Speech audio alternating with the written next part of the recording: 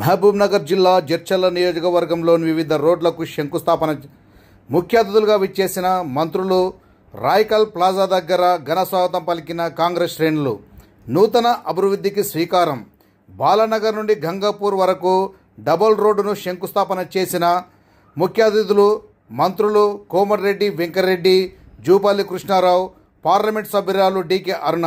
బాలానగర్ మండలంలోని గంగాపూర్ వరకు జడ్చర్ల శాసనసభ్యులు జనుపల్లి అందురెడ్డి సహకారంతో 118 కోట్లతో నూతనంగా వేస్తున్న డబుల్ రోడ్డును రాష్ట్ర R&B శాఖ మంత్రి కోమటిరెడ్డి వెంకరెడ్డి, పర్యాటక, సంస్కృతి మరియు ఎక్సైజ్ ప్రొబిషన్ శాఖ మంత్రి జూపల్లి కృష్ణారావు, పార్లమెంట్ సభ్యురాలు డికే అరుణ శంకుస్థాపన చేశారు.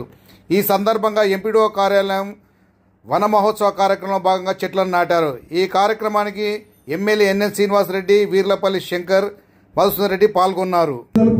పాత మహబూబ్నగర్ జిల్లా సీఎం గారు వచ్చిన అభివృద్ధి కార్యక్రమాల్లో పాలు పంచుకోవడానికి మొట్టమొదటిసారి పాత మహబూబ్నగర్ జిల్లా జడ్చర్ల కాన్ఫరెన్స్ లో దాదాపు 133 కోట్లు ఇలా టెండర్ పూర్తి, ఇంకొక 20 కోట్లు అదనమైతే 153 కోట్లతో ఇలా టెండర్లు పూర్తి చేసుకుని ఎక్కడికక్కడ మిషన్ని కూడా దించి పనులు ప్రారంభించి చెప్పిన మాట ప్రకారం రావడం జరిగింది. ఇవన్నీ కూడా మొదటి 3 మాసాలు మీకు తెలుసు.